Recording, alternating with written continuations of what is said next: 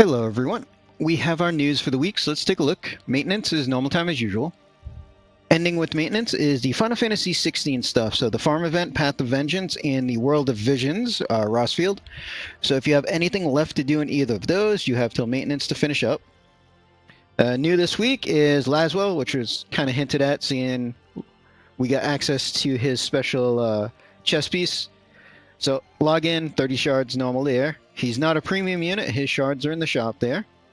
We're getting our voted on rewards, so they're spreading out over login days. So a total of 28 total days, essentially, for all the special stuff. So we got that from the voting. They're updating the video summons. So we're doing another 4 weeks, it looks like, of the seasonal summon and the guaranteed 2 Neovision summons.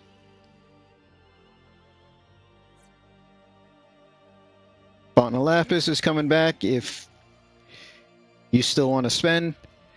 With all the rumors and everything and the way the game's going, it's probably going to close at the end of the year, unless they come out and say different. That seems to be what the rumors are saying and lines up with what they're doing in game at the moment. So spend money at your own accord, essentially, at that point.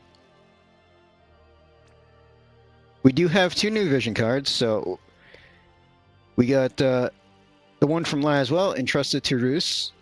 130 attack, 50% attack, 25% limit damage, 500 flat attack for Guardian category. Again, card you're only going to use if you don't have anything better. They are doing a global limited card, the Tyvis artwork from, it looks like his CG Limit Burst capture right there. So 170 attack and magic, 80% attack and magic. We get 75% killer for human and machine. And then essentially a ribbon with stop and charm resist. And that's for everybody. Looks like a Magnus to boost fire damage for the entire party. My guess is going to be 100%, maybe 120. We'll have to see. And then 750 attack and magic. So overall, pretty decent card. If you want to use the Lapis on it, it's just going to be the standard banner card. We'll have to see what the boost is overall.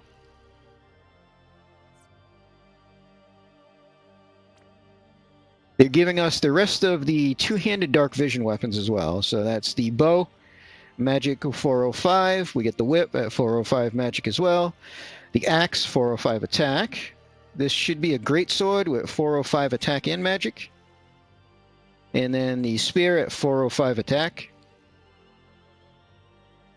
So decent overall. Those are going to cost, I think, 10,000 each is what they are.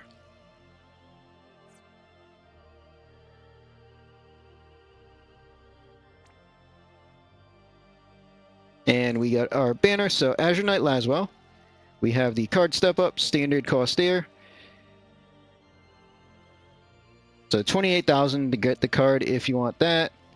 They give pity tickets on just the first 5 steps. No pity ticket on step 6. He needs 9 tickets to pity. Standard banner afterwards. No secondary rate ups or anything. And looks like no global upgrade for him at all. So super limit burst units. EX3, the materia is 500 flat attack for Royal Arms.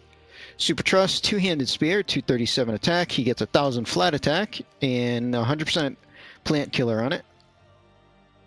And regular Trust is materia, 70% attack and 50% human and bug killer. Leader skill, 1250 attack and magic, 200 defense spirit for Royal Arms category. And 750 attack and magic, 200 defense spirit for ice category. So we can take a look at his kit on the JP side.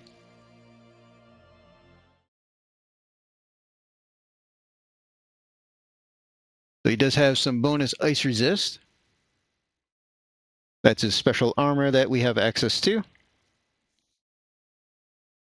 So EX1, he gets 150 Magnus for ice and light. EX2 to get the 500 LB boost. Standard cooldown with 120 modifier. Remove all buffs from all enemies. So that's actually nice. Fully on demand. cooldown absolute mirror chainer. He does have some moves to boost this as well, so that's decent chaining around his limit bursts when you need to use them in a trial. Regular absolute, non-elemental bolting, pretty standard there. So cooldown to unlock the moves that will boost the other cooldown there. 50 spear down is nice. He's got a 160 ice and light imperil, which is pretty good. Can imbue himself with ice or light, and they also get rid of all other imbues, which is super helpful. Interesting field. So it's a 50% ice and light boost and a 40% ice and light imperil. So it puts it on both sides, which is kind of nice. It's going to cool down to give 500 mana back to everybody. It does cost him 80 mana still, so on anything that's going to fully drain, you can't just use that to give mana back to everybody. And he's got his 400 stat, 300% limit buff for the party, which is very nice to see. Double hand unit, obviously. So as we can see, the unlock moves to boost his cooldown mirror chain. It's pretty much set up just to cast these before in the same turn. So you get a 400 and a 500. So 900x modifier. There is some ignore defense on the cooldown. So very nice boost there. He does have the 100 limit boost in his kit as well. And as far as limit, so normal limit, we got 130 ice down, 80 defense break, 200 attack buff, 150 limit buff, and he is ice locked. So ice physical damage, 650 modifier, absolute mirror.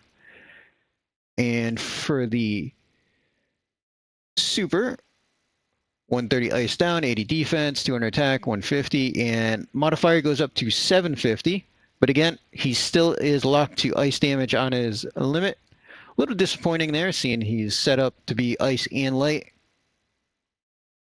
But I guess at least his Magnus and all his imperils and stuff go for both. So overall, do pretty decent damage. Limit locked to a single element, obviously, is a downside. But, I mean, he's probably not going to beat the 8th anniversary units, I don't believe, but he should still be fairly good damage.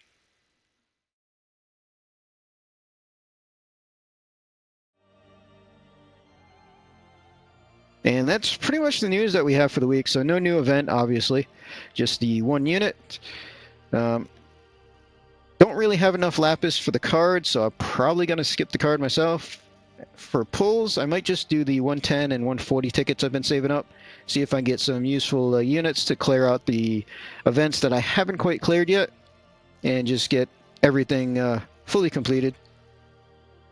But we'll see how that goes. And seeing that's pretty much all the news we have, we're going to end this video here. Hope everybody enjoyed.